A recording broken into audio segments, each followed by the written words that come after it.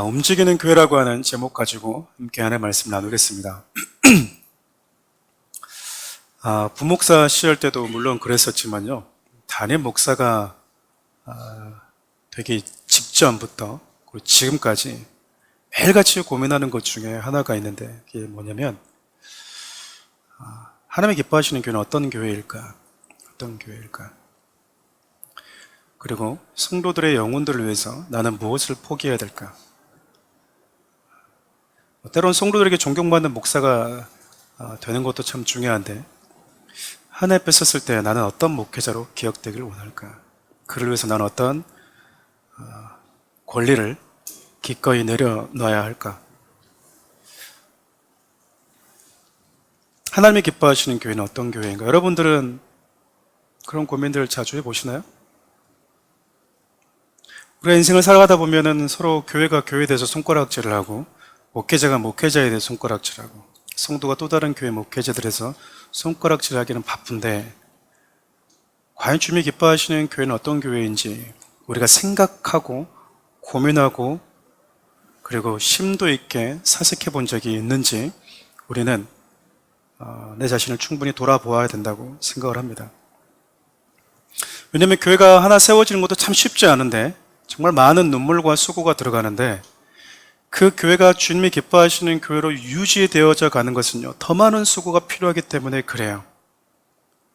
우리는 무언가에 익숙해지는 성향을 가지고 있기 때문에 편안해지면 편안해진 대로, 힘들면 힘든 대로 익숙해져 가거든요. 그러다 보면 맨 처음 하나님께서 저와 여러분들을 통해서 사랑한 우리 교회를 시작하셨을 때 그 목적과 그 감동과 그리고 그 고민을 우리가 놔버릴 때도 있을 수 있어요.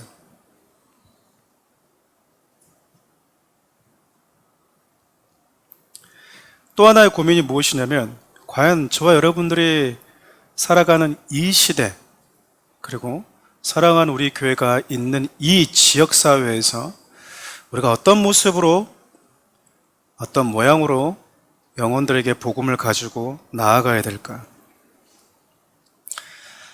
참 쉽지 않습니다. 늘 고민하고 또 연구하는데도 불구하고 방향성을 찾는 것도 참 쉽지 않고요.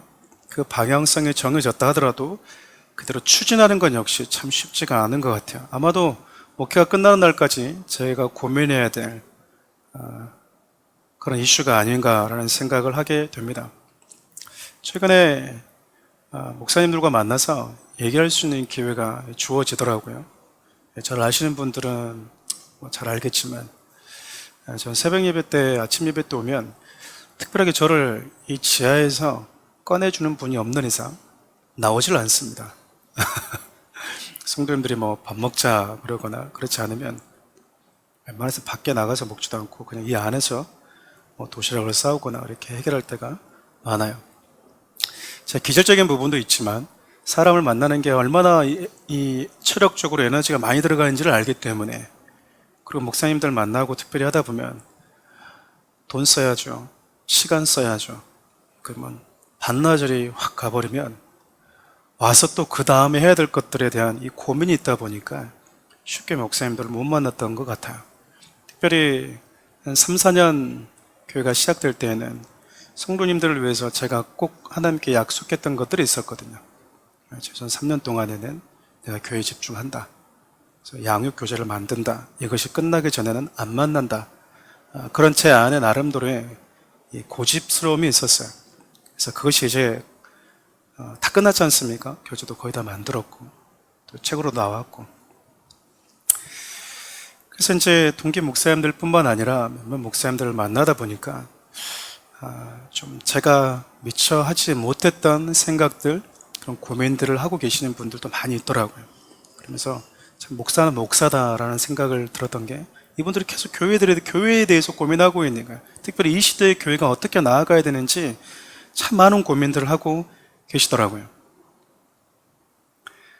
대형 교회에 있었던 목사님들도 많이 계셨고 대부분 다 서울에서 내노라는 교회 부교육자 혹은 그곳에서 성도로 계시다가 목회하시는 분들도 계셨고 이분들이 많이 고민했던 것들 중에 하나가 교회가 기존의 시스템에 의해서 고착화되어져 가는, 굳어져 가는 것에 대해서 많이 염려들을 하고 계시더라고요. 우리가 소위 흘러가야 된다, 유연하게, 그런 이야기를 많이 하는데, 그러지 않으면 썩게 되기 때문에.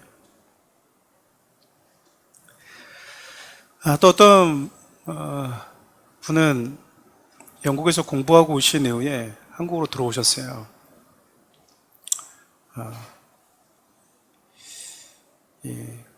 되게 좀 높은 고위직에 있는 남편을 둔 또 사역자이기도 하신데, 영국에서 한국으로 돌아올 때 고민을 했다라는 거죠. 하나님, 내가 한국에 돌아가면 어떻게 복음을 전할까요?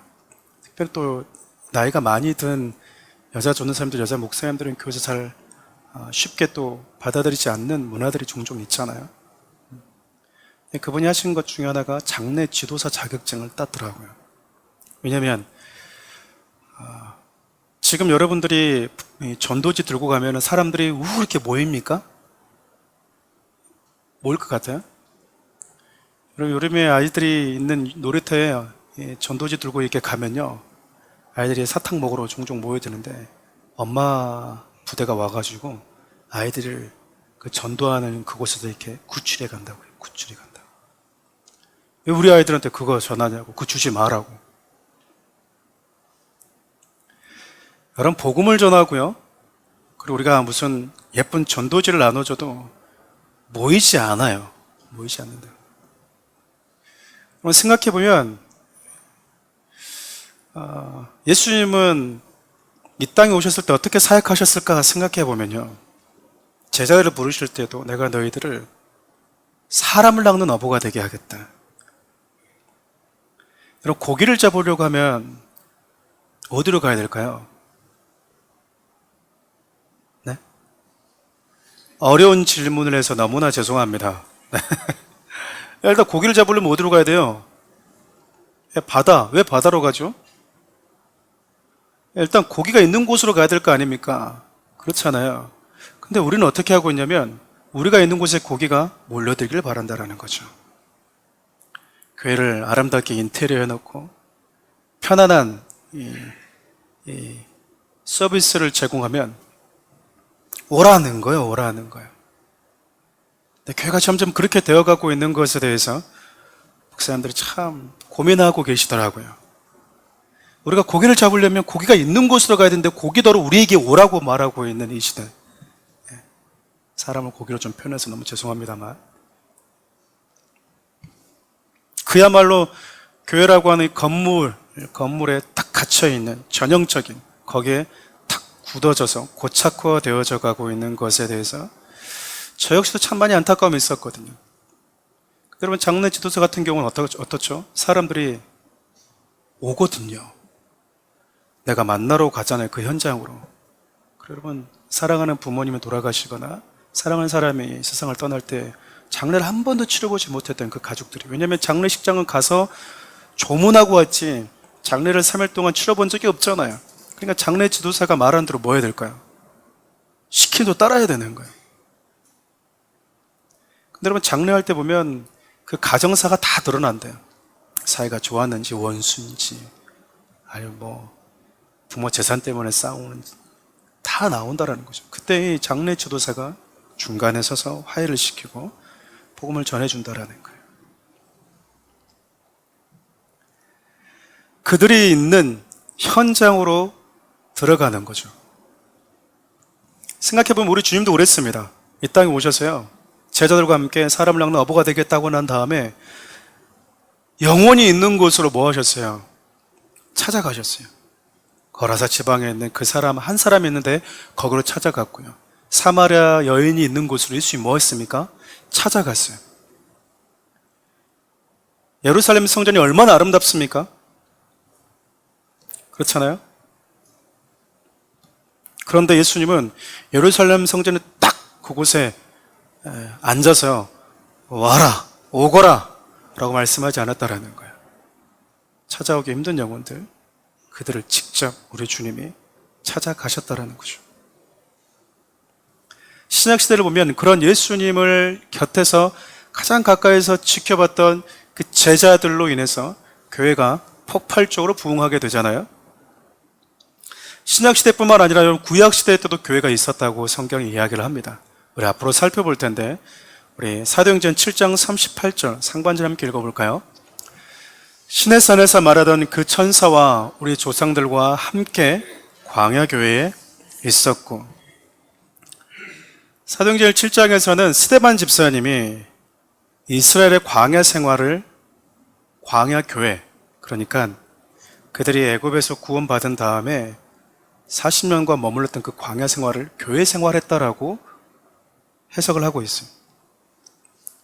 구원받은 이스라엘 백성들이 광야에서 또 돌아다닌 것 같은데 성경은 그들이 그곳에서 교회 생활을 했다라고 이야기를 하고 있는 거죠. 하나님이 시작하신 교회입니다.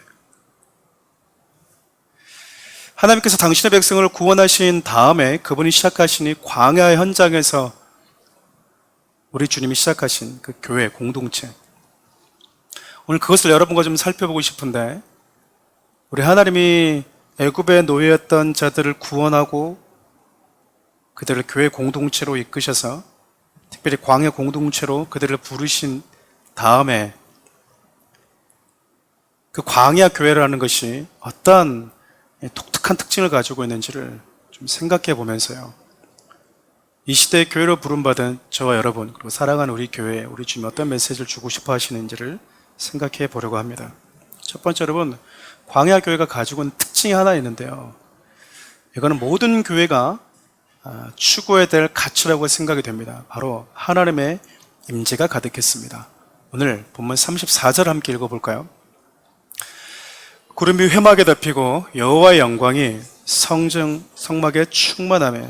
일단은 광야 교회는요, 특별히 정해진 공간, 정해진 건물이 없었어요. 그러나 그곳에는 하나님의 임재가 가득했다라고 이야기합니다. 하나님의 임재를 상징하고 하나님과 만남을 상징하는 성막이라는 곳이, 그 성막이라는 그 텐트가 존재했지만 결코 화려한 건물은 아니었어요. 한국교회가 한참 양쪽으로 부흥했던 시기가 있었습니다. 그때 건물을 짓는데 참 열심이었습니다. 말씀을 잘 생각하면서 들으셔야 됩니다. 저는 건물이 있는 교회가 나쁜 교회고 건물이 없는 교회는 안 좋은 교회다, 전 절대 그렇게 생각하지 않습니다. 큰 교회는 욕심 많고 안 좋은 교회, 아담한 교회고 작은 교회는 성령이 충만한 교회, 이러지 않다라는 거예요. 여러분, 가장 못난 사람이 누구라고 생각하냐면 작은 교회에 있으면서 큰 교회에 대한 열등감이 분노로 표출되는 목회자들 보면 참 못났어요. 진짜 못났어요. 물론 큰 교회에 있는 목사님들이 작은 교회를 이렇게 열등하게 보는 것도 진짜 못난 거거든요. 네. 여러분, 부자가 가난한 사람을 무시하는 것도 문제지만요, 가난한 사람이 부자를 보고 욕하는 것도 되게 못났다고요. 그 열등감이 여러분 욕심에서 나오는 거거든요. 불만에서 나오는 거거든요. 그걸 못 가져서 화가 나는 거죠. 저는 늘 우리 교회 성도들에게도 얘기했지만, 큰 교회는 큰 교회대로, 중형 교회는 중형 교회대로, 작은 교회는 작은 교회대로 특정한 목적을 가진 교회들은 또 그 교회대로 하나님이 쓰신다라고 저는 생각을 해요.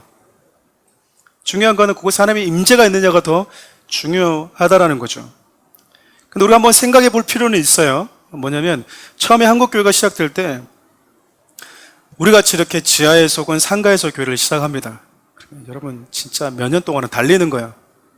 헌금을 모으고 성도들과 함께 집회도 자주 열고, 집회를 자주 열어야 됩니다. 뜨겁게 성도들의 정신과 마음이 뭐하도록? 여기만 집중되도록 작정 헌금도 합니다. 그리고 이 천장부터 이 밑에까지 온 교회를 둘러있는 메시지는 딱 하나: 너는 가서 내 아버지 집을 강권하여 채우라. 이런 메시지들이 많이 붙어 있죠. 궁서체로. 그렇게 해서 성도들이 모이면, 열심히 모이면 땅을 보러 다닙니다. 땅을 사고, 그러다가 땅을 보고 돈이 좀 많이 모아지거나 아니더라도 많은 대출을 받아서 교회를 지어요. 우린 빚진 자다 라고 얘기하면서 성도들한테 별로 안 좋은 걸 가르치는 겁니다. 성경에 어디 빚자라고 나와 있습니까? 그러니까 사랑의 빚진 자라는 것을 그런 빚진 자라로 이렇게 폄하하는 것이 진짜 없어 보이잖아요. 거의 대형교회 목사님들이 그런 말들을 하고, 그리고 교회 빚도 참 많습니다. 그럼 교회 그럼 빚이 없는 게 좋은 거냐? 전 지금 그 얘기를 하고 싶은 게 아니에요. 그게 성도들의 모든 목적이 되었다 그 말입니다.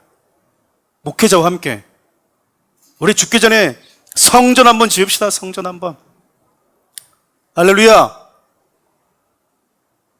왜 하나님이 우리 교회에 성전을 안 주신지 아시겠죠? 죽기 전에 성전 한번 지읍시다 막 슬로건을 걸어요 목회자들이. 뭐 아멘. 아멘. 아파트 세 채 있는 분들은 두 채 파시기 바랍니다. 아멘. 막 진짜 그랬어요. 그리고 목사님이 은퇴하기 한 몇 년쯤 되면 이제 건물이 탁 지어지죠. 그게 빠르냐 늦느냐의 차이가 있고요. 결국 못하고 용이 못 되냐, 그 차이만 있는 거예요. 그 차이만. 근데 여러분, 교회가 딱 그렇게 세워지고 나면 성도들이 이제 그 교회 안으로 이제 모이기 시작합니다. 참 많은 일들을 하게 되는 거죠. 여러분, 참 부끄러운 게 있는데 그 중에 하나가 뭐냐면, 목사님들은 성전 건축이 예배당 건축과 다르다는 걸 알고 있어요. 예배당 건축은 결코 성전 건축이 될 수 없거든요. 성전과 교회와 예배당은 다릅니다. 구약시대 때도 성전은 딱 하나밖에 없었어요. 신약시대 또 성전은 딱 하나입니다. 성전이라고 하는 의미는 죄인된 인간이 하나님과 도저히 만날 수가 없는데, 그 성전 안에서는 하나님과 만남이 유일하게 허용되었다는 의미에서 예수 그리스도를 상징하게 돼요. 그런데 그 예수 그리스도를 통해서 죄에서 사함을 받은 하나님의 자녀들은 언제든 주님과 하나님 앞에 보좌 앞으로 당당하게 나아가서 그분을 만날 수 있게 되었다라고 하는 의미에서 저와 여러분도 성전인 겁니다. 그러니까 이 시대 때 하나님이 기뻐하는 성전 건축은요, 저와 여러분인 거예요. 한 영혼이 하나님께 감히 올 수 없는 그들을 하나님께 나와서 예배할 수 있도록 하는 것, 그게 여러분 성전 회복이라고요. 교회라고 하는 것은 예수를 베드로의 고백처럼 나의 주인이시고 나의 유일한 구원자이시고 내가 예배될 유일한 하나님이라고 믿는 그 믿음의 고백을 가진 자들이 교회예요. 여러분, 우리가 사도신경이라고 하는 저 고백을 하는 게 뭐냐면, 예수 믿는 저와 여러분들이 무엇을 믿고 있냐라고 할 때 저 내용이거든요. 저와 여러분들이 믿고 있는 내용이 압축되어 있는 게 사도신조예요. 사도신경이라고요. 내가 도대체 뭘 믿고 있지? 기억이 안 나면 사도신경을 하나씩 읊조려 보십시오. 저와 여러분들이 믿고 있는 내용입니다. 그것들이. 그 믿음을 가지고 있는 자들, 그 신앙을 가지고 있는 저와 여러분들을 성경은 교회 이렇게 얘기한다고요. 그 성도들이 모여서 예배드린 이 공간을 예배당 이렇게 얘기해요. 유심히 보신 분들 아시겠지만 저희 교회 주변에는 성전 건축이란 말이 없어요. 예배 공간을 위한 이렇게 되어 있죠. 근데 목사님들이 어떻게 하시냐면, 그 중에 어떤 목사님들은 성전 건축 헌금 이렇게 했다. 성전 건축. 그냥 예배당 헌물하면 되는데 왜 성전 그랬을까? 성전이 좀 더 멋있어 보여요. 좀 거룩해 보이고, 여기다 투자하면 뭐 할 것 같고, 뭔가 남는 장사일 것 같고 헌금일 것 같은 거죠. 네, 여러분, 예배당 건축이 결코 성전 건축은 될 수 없어요. 건물이 올라가는 것과 한 영혼이 하나님의 성전으로 지어져 가는 것은 별개의 문제이기 때문에 그래요. 그런 비전과 꿈을 가지고 애써서 건물을 딱 지었는데 문제는 성도들이 그 건물 안에 딱 갇혀 지내는 거예요. 사랑하는 우리 교회, 제가 처음 시작했을 때부터 이거 하지 않으려고 뭘 했었냐면 1인 1령만 하자. 1인 1령만.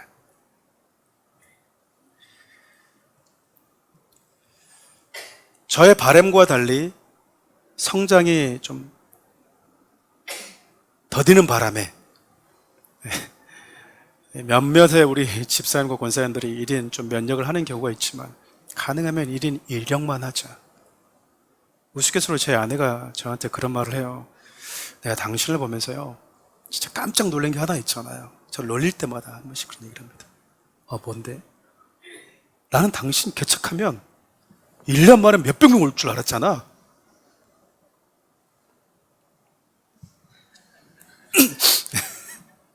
아내는 그렇게 믿었대요. 저도 그렇게 믿었습니다. 그래서 이렇게 되면 1인 1력만 탁탁 시키면 성도들이 체력적으로도 예배하고 기도하는 데 집중할 수 있고 삶의 현장에서 하나님의 사람을 살아가는데 별 문제가 없겠구나. 그러지 못해서 1인 2역을 하고 계신 분도 계시고 아주 개 중에 몇 분은 1인 3역을 하고 계신 분도 계시지만 저는 지금도 가능하면 1인 1역만 시키려고 합니다. 사랑하는 우리 교회 모든 리더들은요 자기가 맡고 있는 직분의 기간이 다 1년입니다. 우리 온라인 기도 문지기들이 그 임기가요 4개월이에요. 4개월. 4월 말에 끝나요. 새로운 분들이 또 하고 더 할 수 있으면 더 하되 그렇지 않으면 또 쉬었다 하면 되는 겁니다. 교회 일이 짐이 되면 안 되잖아요. 기쁨을 가지고 할 수 있어야 되기 때문에. 근데 교회가 크다 보니까 성도들이 이제 교회를 다 모여서요 교회 안에 이루어지는 행사들이 너무나 많고 그러다 보니까 성도들이 총동원되는 겁니다. 하루 종일 교회에서 지내는 거예요. 하루 종일 교회에서. 그래서 교회 시간에 교회에서 오래 있으면 뭔가 내가 거룩한 오늘 하루 삶이 된 것 같고 교회에서 시간이 좀 짧으면 뭐하고 내가 오늘은 좀 하나님이 기뻐하지 않는 일을 좀 많이 했나? 교회 안은 천국, 교회 바깥은 뭔가 모를 세속 이렇게 이분화가 생기게 된 부분이 없잖아 있어요. 근데 여러분 하나님의 구원받은 백성들이 예수 그리스도를 구주로 고백하는 그 교회 공동체가 예배당을 꾸미고 건물이 필요한 것도 사실이에요. 근데 여러분 그 건물 안에 절대 갇혀 있으면 안 됩니다. 이 이야기는 건물이 필요 없다는 얘기가 절대 아닌 거 아시죠? 왜냐하면 저와 여러분 개개인이 복음을 받아들이고 그 생명의 복음을 전해야 되는 교회 주체이기 때문에 그래요. 저와 여러분들이 추구해야 될 것은 내 인격과 내 삶의 현장에 하나님의 임재로 가득한 것, 그것을 추구해야 된다 그 말입니다. 내 삶의 현장에서요 하나님을 만나고 예배하고 나를 통해서 또 다른 이들이 하나님께로 돌아오도록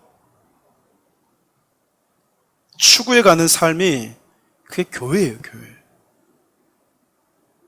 우리 주님처럼 어떤 현장에 가만히 앉아서 올 거면 와라, 어떻게 하면 사람들이 많이 모이게 하지, 어떻게 하면 많이 올 수 있도록 하지, 하나 두 개 떡밥을 만드는 게 아니고요 그 영혼이 있는 곳으로 가는 거야. 가는 거. 역동적인 교회인 거죠. 건물은 없었지만 광야교회는 하나님의 임재가 충만한 백성들이 가득했던 곳, 그것이 바로 여러분 광야교회였습니다. 그래서 사랑하는 우리 교회가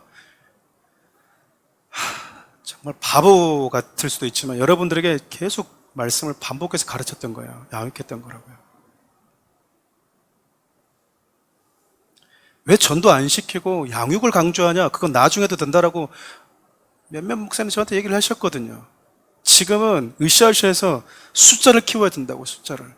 저라고 숫자 안 키우기 쉽겠습니까? 저라고.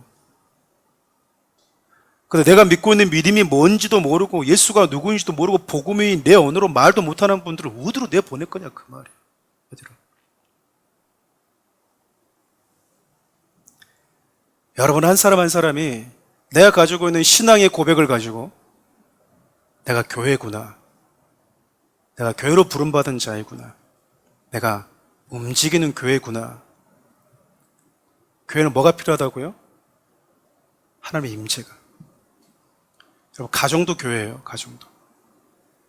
가정도 교회라고요. 종종 성도님들이 저한테 그런 얘기를 해요. 목사님 정말 목사님 돕고 싶습니다. 목사님 앞에서 힘이 되어드리고 싶습니다. 그럼 제가 꼭 그 남자 집사님에게 공통적으로 하는 말이 있어요. 혹시나 여러분 제가 똑같이 얘기하면 다 그랬구나 이렇게 이제 오해하지 마십시오. 꼭 얘기하는 게 뭐냐면 두 가지를 얘기를 해요. 하나님과 관계를 친밀하게 가지십시오. 두 번째는 가정을 잘 지키십시오. 가정이 건강하지 않으면 제가 편안하게 뭔가를 맡기기가 쉽지 않습니다. 그러면 곧바로 아내한테 전화가 오는 거죠. 목사님, 남편이 전화 왔어요. 왜요? 너 우리 싸운 거 목사님한테 얘기했냐고. 저는 얘기한 적이 없어요. 늘 똑같이 얘기를 했지. 똑같이. 가정이라고 하는 교회를 여러분 건강하게 못 지키면 힘있게 사역을 못 해요. 힘있게 사역을 할 수 없습니다. 여러분들이 개개인의 교회이고 나에게 맡겨주신 가정의 교회라고 하는 것을 여러분들이 인지하신다면 이제 뭐 하셔야 돼요? 내 삶과 내 가정 가운데 하나님의 임재가 가득하도록, 하나님과 예배가 늘 끊어지지 않도록. 자, 신앙생활 하면서 여러분 느끼는 것 중에 하나가 뭔지 아세요? 진짜 성도들이 하나님을 좋아하는가? 하나님의 음성 듣기를 좋아하는가? 하나님 좋아하십니까? 거짓말인 거 들통날 수 있으니까 고민 하면서 얘기를 하세요. 여러분 진짜 하나님을 좋아하십니까? 다르게 물어볼게요. 예배 자주 드리시나요? 예배를 소중하게 여기십니까? 기도를 소중하게 여기세요? 그러니까 여러분, 내가 뭔 말 하는지를 모르고 신앙생활을 하는 거예요, 사람들이. 내 감정이 하나님을 좋아하면 좋아하는 거라고 생각한다니까요. 여러분, 하나님을 정말 좋아하는 사람은 만나야 될 거 아닙니까? 좋아하는데 안 만나. 좋아하는데 만나지를 않아. 그럴 수 있을까요? 여러분, 예배한다라고 하는 것은 내가 당신 만나고 싶습니다. 그 말이거든요.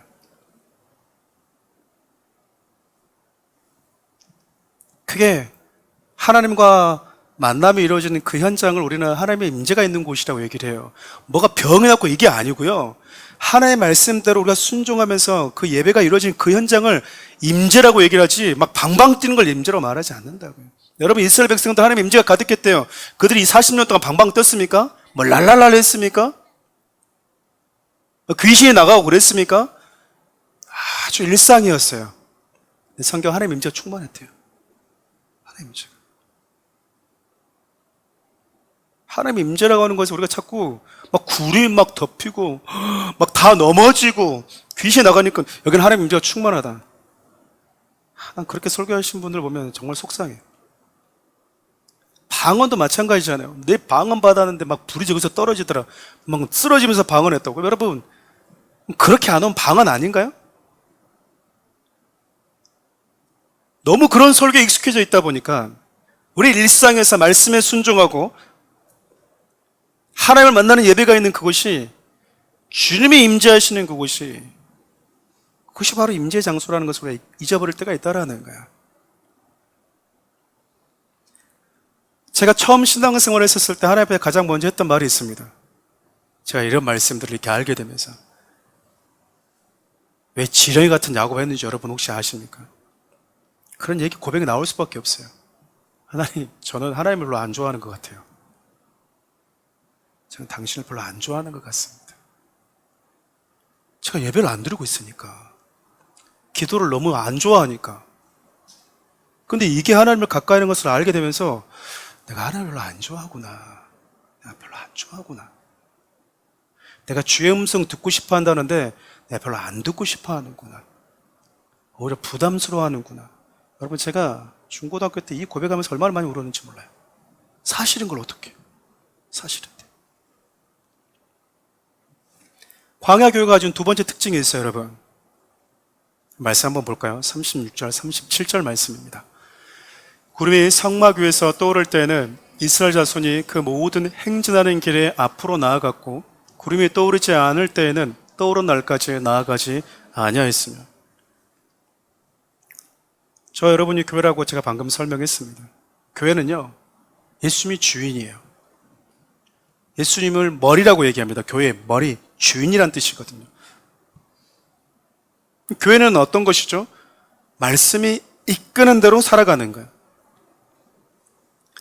내 고집, 내 감정, 내 생각, 내 성향, 목사님 제 스타일은요, 내 스타일. 그걸 통째로 여러분 자아라고 얘기하거든요. 옛사람. 거기에 딱 갇혀서 하나님의 말씀이 이끄는 대로 살아가지 않는 것, 교회 아니에요, 여러분. 교회의 모습이 아니다, 그 말입니다. 광야교회는 여러분 아름다운 건물은 없었는데 하나님의 이끈 대로 따라갔어요. 불편한 것도, 이해되지 않는 것도, 왜 하필이면 여기로 가지? 다 따라갑니다. 여러분 생각해 보실래요? 우리가 무언가의 권위를 내어주고 그것이 이끄는 대로 행동하는 것이 여러분 삶에 여러분을 지배하고 있다고 하는 것이거든요. 그렇지 않아요? 누군가 여러분들에게 많은 말들을 해줘요. 조언도 해준다고요. 그걸 우리는 붙들 때가 많이 있어요.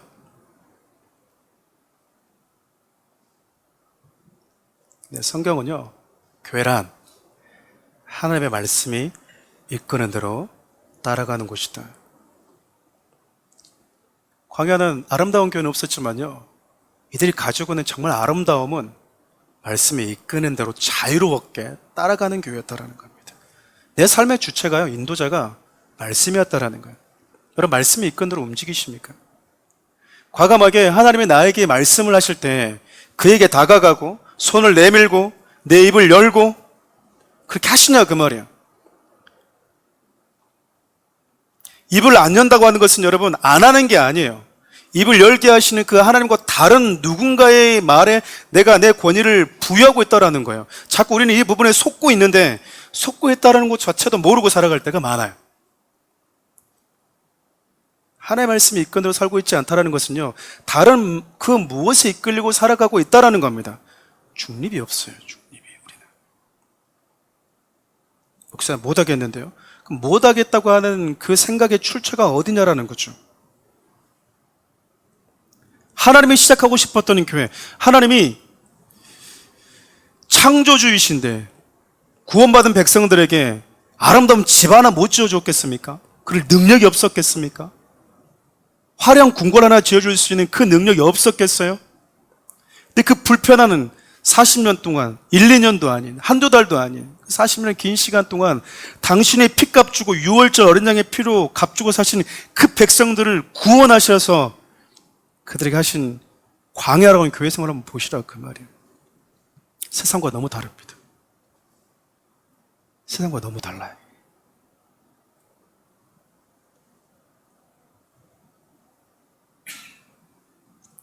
저는 사랑하는 우리 성도들이 교회에서 할 일이 많아가지고 여러분들의 일상에서 하나님의 일을 하지 못하는 분들이 없기를 바라요.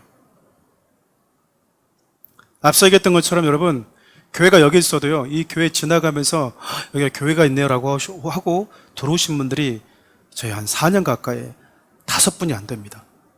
5분이 안 돼요. 제가 그분도 오실 때마다 느끼는 게 뭐냐면 내가 준비가 안 되었나 라는 생각도 참 많이 해요. 왜냐면 오면 좋아야 되잖아요. 기뻐야 되잖아요. 또 오면 저분들 어떻게 내가 끝나고 인사를 하지? 간사님 빨리 안 와? 제가 이러고 있어요. 제가 끝나고 딱 들어가서 정리하고 나와야 되는데 가서 어떻게 오셨습니까? 해야 되는데 고민하다 나오면 올라가고 있어요. 그럼 제가 저기요 라고 하다가 제가 결국 못 잡고 그런 경우 한두 번이 아니었습니다.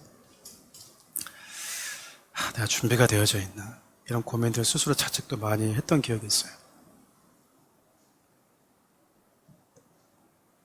오늘 말씀 제목이 움직이는 교회잖아요. 여러분과 해보고 싶은 교회가 있습니다. 우리에게 비전도 움직이는 성도잖아요. 여러분이 있는 그 삶의 현장에서 교회를 만드십시오.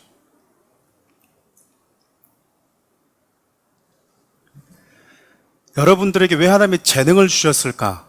왜 나에게 이 직장을 선택하게 하셨을까? 왜 나에게 이런 사업장을 주셨을까? 그것이 교회가 되게 하십시오. 여러분, 자주 여러분들을 만나는 사람들의 성향이 비슷비슷할 거예요. 여러분, 일하는 사람들이 대부분 비슷하잖아요. 금방하신 분들 다들 금사로 올 거니까. 그 사람들의 의식구조는 나를 만날 때 어떤 생각을 가지고 올 거 아닙니까? 학교 선생님은 아이들에게 어떻게 내가 애들에게 복음을 전해주지? 이들에게 어떻게 그리스도 사랑을 내가 전해주고 보여주지? 이 고민을 하십시오. 사랑을 우리에게 처음 시작했을 때 지금도 마찬가지지만 보호자가 되어주는 교회를 우리는 여전히 추구하고 있습니다. 사랑한 우리 가게라고 하는 것도 해보고 싶었어요. 우리 교회 안에 보통 보면 그러잖아요. 식당 가면은 여기는 모범 식당인데 붙여놓잖아요.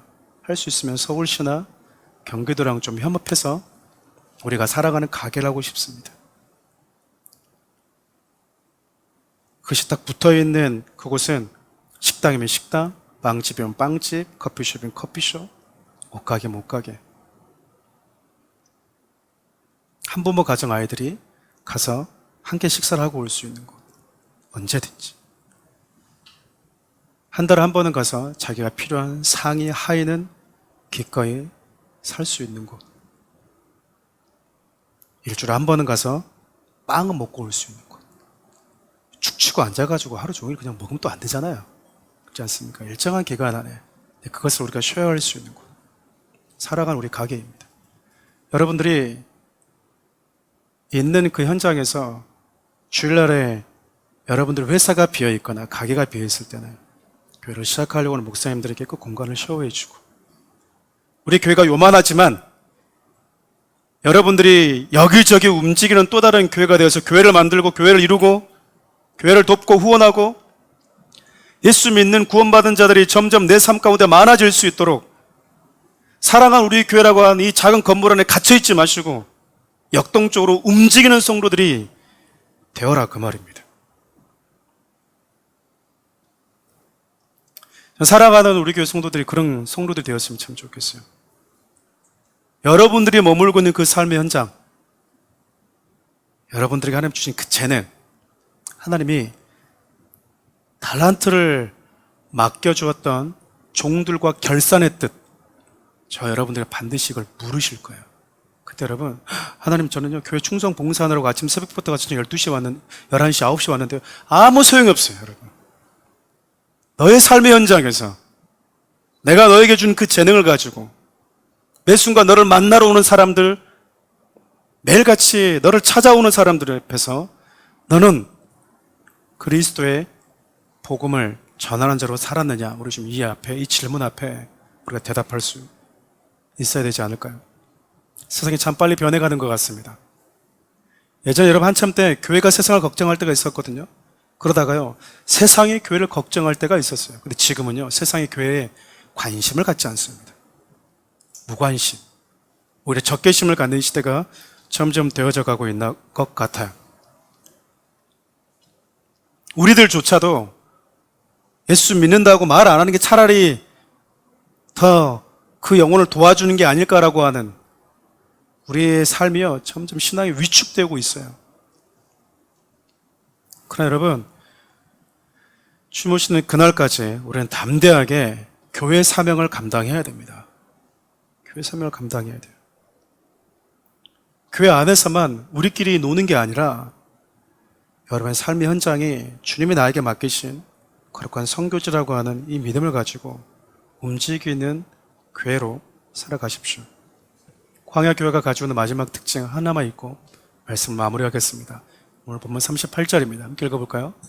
낮에는 여호와의 구름이 성막위에 있고 밤에는 불이 그 구름 가운데 있음을 이스라엘 온 족속이 그 모든 행진하는 길에서 그들의 눈으로 보았더라. 그렇게 내놓을 만한 그런 건물 하나도 없고 작은 텐트 하나 들고 다니면서 그곳에 하나님의 임재가 있다라고 하는, 비록 노예였고 거주할 곳은 없었지만 하나님이 함께 하셨던 교회, 광야 교회였어요. 여러분, 그 교회 매력적이십니까? 자주 표현하긴 하지만 말이 하나님의 백성이지 산 거짓대들이죠. 짓도 없이 떠돌아다니는 것들, 그렇잖아요. 하나님이 그들에게 너희들이 범죄했으니까 40년 동안 광야 생활을 하게 될 거다 그랬지만 아마 외부에 있는 사람들 그거 몰랐을 거예요. 쟤들 나와서 승승장구한다고 난리 치더니 어깨에 힘 들어가더니 갈 곳 없어서 저렇게 떠돌아다니고 있구나 라고 그들이 평가하지 않았겠습니까? 근데 여러분, 그 교회는요, 하나님이 함께 하시는 교회였어요. 많은 유럽의 교회들이 나이트클럽으로 유흥업소로 바뀌고 있다잖아요. 하나님의 임재가 떠나버렸다라는 거예요. 성전은 하나님의 임재가 떠나지 않아요. 근데 여러분, 예배당은 하나님이 머물고 있지 않을 수도 있습니다. 전 여러분들이 삶의 현장에서 그렇게 담대하게 교회를 싫어하고 적개심을 가지고 무관심한 그 사회에 대해서 당당하게 여러분들이 교회 모습을 가지고 움직이는 성도가 되어서 나아갈 때 하나님이 여러분의 삶을 지키고 보호하고 있음을 눈으로 보게 될 거라고 믿습니다. 보호라고 하는 것은 가만히 있을 때 느껴지는 게 아니고요. 그 무언가에 움직이고 있을 때 아빠, 엄마의 보호를 느끼는 거 아니겠습니까? 전 사랑하는 우리 성도님들, 앞서 얘기했던 것처럼 어떤 교회를 시작할까도 참 고민이 많았었고, 저를 사랑해서, 하나님을 사랑해서, 저를 또 신뢰하는 마음으로, 좋은 마음으로 사랑하는 우리 교회 성도들을 하나님 앞에 섰을 때 어떤 성도로 세울까 여전히 고민이 많았습니다. 저는 꿈이 있어요. 여러분과 함께 하나님 앞에 서는 것. 그렇지만 그냥 서는 게 아니라 존귀하게 서는 것입니다. 여러분들에게 그것을 제가 알려드리고 여러분 삶의 현장에서 거룩한 움직이는 교회와 성도가 되어 주십시오. 그래서 저 여러분이 살아가는 삶의 현장 속에서 교회가 어떤 것인지, 교회가 얼마나 아름다운지 진짜 교회의 모습을 보여주는 거룩한 하나님의 사람들 되었으면 좋겠습니다.